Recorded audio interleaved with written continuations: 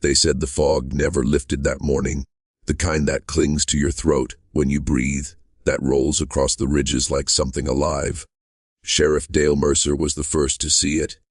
The small shape crouched near the hollow tree line, just off Route 9, a child barefoot, knees caked in mud, eyes too wide for the world. When he tried to call out, she didn't move, didn't even blink, just stared at him the way an animal might if it had never seen a man before. It was October of 1968, and the Hollow Ridge woods had been silent for months.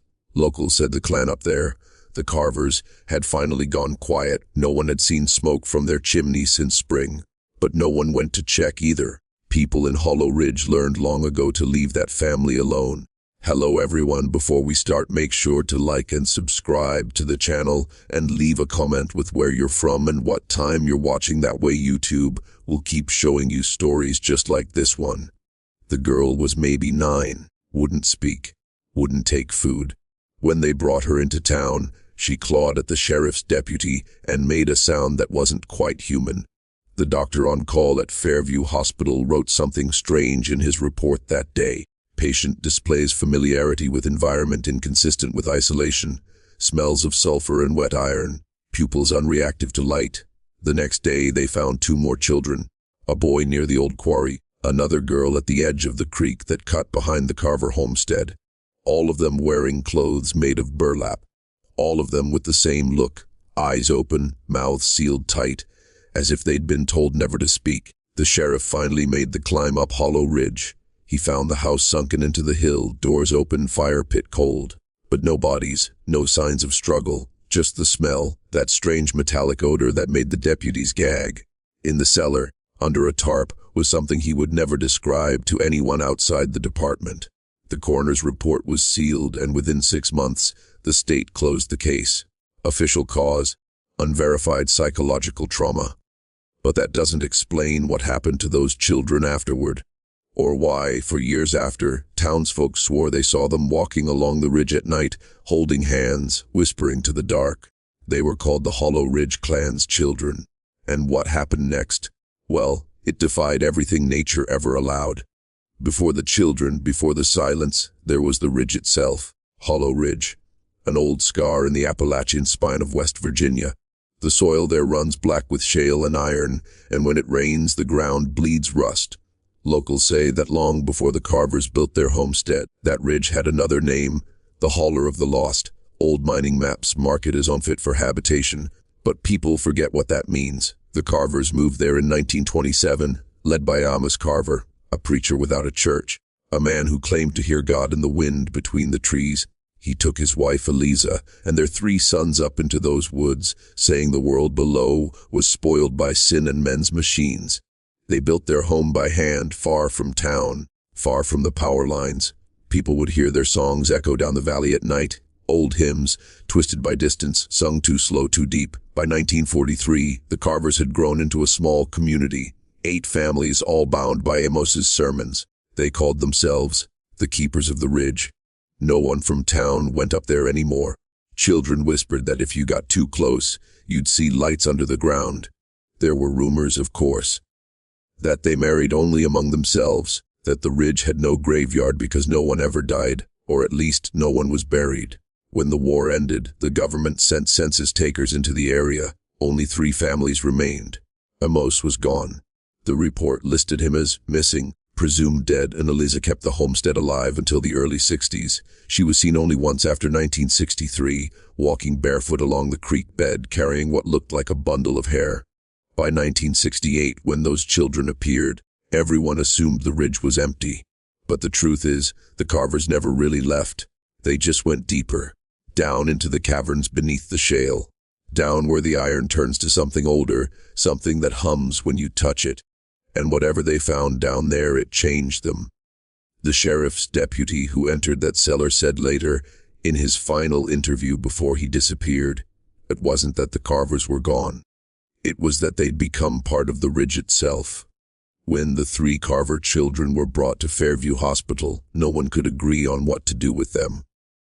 The county didn't have the resources, and the state didn't want the case. For the first 2 weeks, they were kept in isolation, white rooms, locked doors, constant observation. But no matter who entered those rooms, the result was the same silence. They didn't speak, not in words, not even in cries. But at night, the nurses swore they heard something else, a sound under the floor, a low rhythm almost like humming, not from the children's throats, but from the air itself.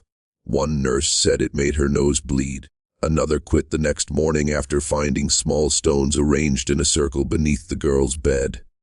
Stones that hadn't been in the room the night before. Medical reports described them as developmentally atypical. That's a polite way to say their bodies didn't make sense. Their bones were denser than normal.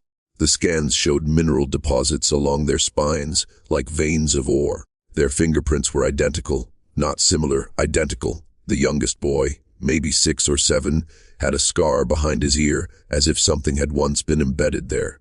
The doctors assumed it was surgical, but the Carvers didn't have doctors. When one psychiatrist from Charleston attempted to communicate using flashcards, the eldest girl finally reacted. He showed her a picture of a mountain. She looked up, slow, deliberate, and pointed not to the picture, but to the ceiling above her. Then she smiled. That was the first and last time she showed emotion. The staff grew uneasy. One janitor claimed he saw the children standing at the window during a thunderstorm, whispering into the glass. Another swore he heard the same whisper later that night, coming from the boiler room, repeating 3 words he couldn't understand. By the end of that month, 2 of the hospital staff were dead. One from an apparent heart attack, the other found drowned in a maintenance basin, even though the water was only a foot deep. After that, the hospital quietly transferred the children to an undisclosed facility upstate. Their files were stamped, property of Department M. No one in Fairview ever heard of that department again. But the whispers in Hollow Ridge didn't stop. They say if you stood near the tree line that winter, you could hear children's voices humming beneath the soil, the same tune the Carvers once sang on Sunday nights. The facility didn't have a name, at least not one that appeared on any map. It sat at the base of Pine Hollow, disguised as a tuberculosis ward. Locals called it the Gray Barn, but it wasn't disease they studied there. It was something older, something that breathed beneath the mountain. The Carver children arrived on December 12, 1968. The first recorded note came from a man named Dr. Edwin Mallory, a biophysicist brought in from Oak Ridge. He wrote, "These children exhibit electromagnetic anomalies during REM sleep. Instruments fail within a 10-foot radius."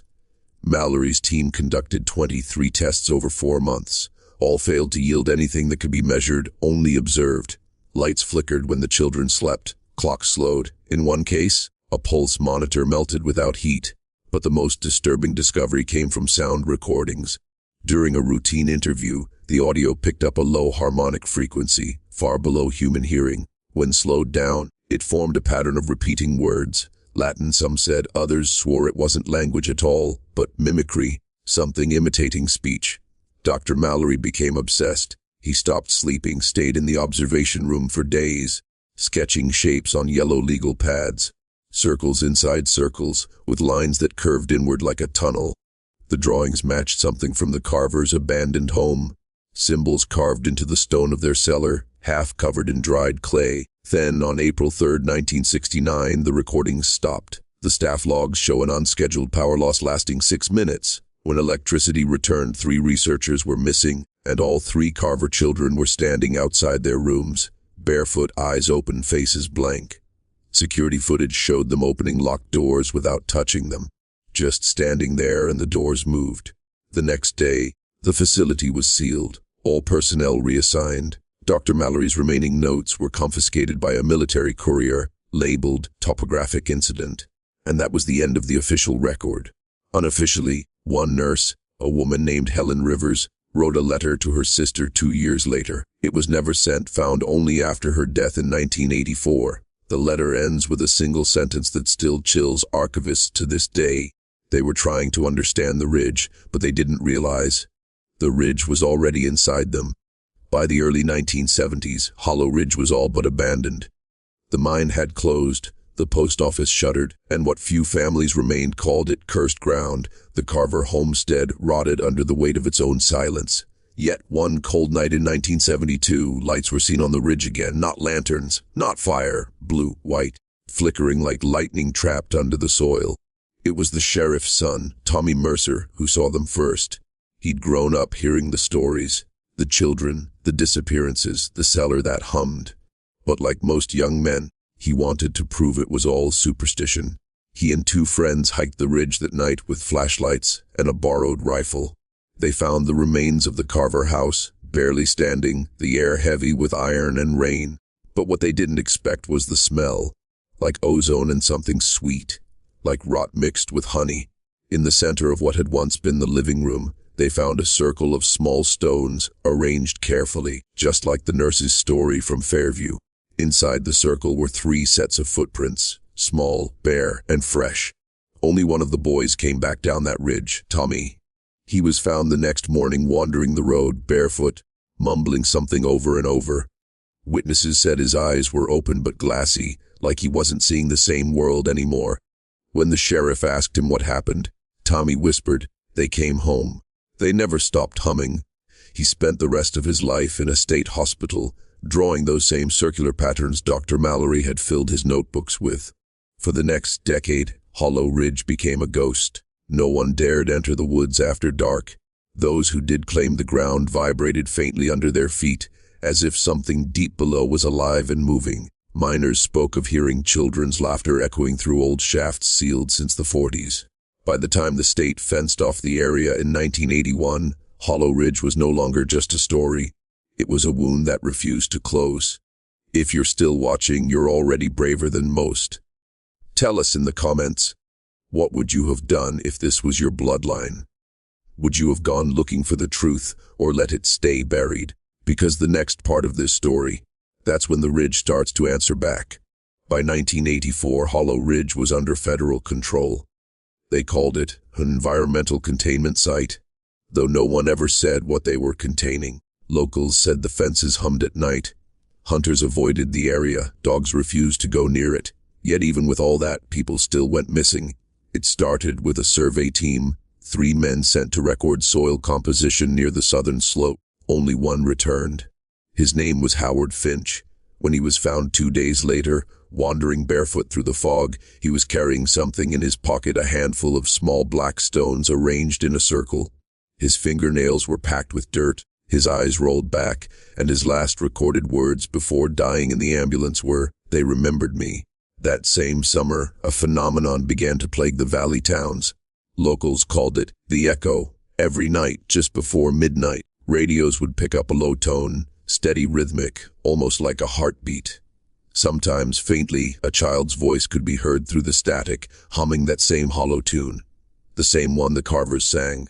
Tapes exist, old reel-to-reels kept by a local ham radio operator, a man named Russell Kane. You can hear him in the recordings trying to respond, asking questions into the static. The voice hums louder, then stops. And in the silence, just before the tape ends, you can hear something else. The faint sound of breathing right next to the microphone. By November, the fences came down. Without warning, no announcement, no cleanup. Just gone. The federal workers vanished overnight, and the ridge was silent once more. When state police arrived, they found the equipment melted. Not burned, not corroded. Melted. As though the ground itself had turned to glass and swallowed it. Residents nearby said the air tasted of metal for weeks. Car batteries failed, lights flickered, and livestock refused to eat. And in one of the abandoned houses at the edge of the forest, a little girl's dress was found hanging from a nail. Burlap, freshly sewn. The tag sewn into the collar had one word embroidered in dark red thread, Carver. Even after all that, no official record mentions the name. The entire region was quietly omitted from state maps in 1985. But the people who live near those hills will tell you, sometimes after rain, you can still hear that hum under the dirt. And if you listen too long, it starts to match your heartbeat. In 1997, nearly 3 decades after the children were first found, a man calling himself E. Mallory Jeager appeared at the Fairview Historical Society, requesting access to sealed archives from 1968. The clerk on duty, a retired schoolteacher named Ruth Hanlon, said he was polite, quiet, with pale eyes that didn't seem to blink often. When she asked his relation to the late Dr. Edwin Mallory, he smiled and said, "I was born from his work." He signed his name, but the pen left no ink. She still kept the paper, though, faint pressure marks in a perfect circle. A week later, the archives were broken into. not stolen, rearranged. Files relating to the Hollow Ridge clan were found stacked in threes. Stones were discovered on the floor, laid in another circle. The alarm never triggered, though the cameras showed static from 11:03 to 11:09 p.m. Exactly 6 minutes, the same length of the blackout that had shut down the facility in 1969. 2 months later, reports began circulating among amateur radio operators of a strange new frequency bleeding into emergency channels. A low pulse at 19 hertz, too low for most humans to hear, but strong enough to shake windows. Those who recorded it claimed they could hear faint words when the signal was slowed down. The soil remembers. By 2001, several disappearances were linked to the area again. Hikers, trespassers, thrill seekers chasing old legends. But one case in particular brought everything back into focus. The body of a young man found near the creek where the first Carver girl had been discovered. His autopsy report was classified, but the coroner's assistant left a note: no decomposition, internal temperature below freezing, eyes contain traces of hematite. Hematite, the same iron ore that runs through Hollow Ridge. When investigators examined his backpack, they found a small notebook. Inside were sketches of the ridge, the cellar, and a sequence of numbers scrawled repeatedly 6, 9, 12, again and again, until the page tore. Locals say he wasn't the first to go looking for the truth, but he might have been the first to bring something back. And in the months that followed, a series of anonymous letters arrived at the Fairview Gazette. Each envelope contained a single black stone and a note that read, "They're awake again." The children remember the light. Even today, no one knows who sent them. But the handwriting, the slanted, trembling script, matched the original field notes of Dr. Edwin Mallory, a man who'd been dead since 1970. They say the ridge breathes again. That after 50 years of silence, Hollow Ridge is waking, not as a place, but as something alive, something thinking. In the autumn of 2018, seismic sensors across 3 counties began picking up shallow tremors, too rhythmic to be tectonic. The official explanation was groundwater movement, but the recordings tell a different story. Each pulse matched the cadence of a heartbeat, slow, measured. A team of independent researchers visited the ridge under the guise of environmental testing. They were never heard from again, but their drone footage survived, uploaded to a private drive 2 days before their disappearance. The video shows the ridge from above, blanketed in mist. Then, for a moment, the trees part, revealing a dark spiral in the earth, a sinkhole breathing, expanding, contracting. And from that hollow center rises something faint, something that glows just beneath the surface. A lattice of light pulsing like veins. After that footage leaked, the government sealed the ridge once more. Black vehicles, no insignias. Satellite imagery was blurred for a 5-mile radius. Even GPS signals bend there now, looping endlessly in circles if you try to trace the perimeter.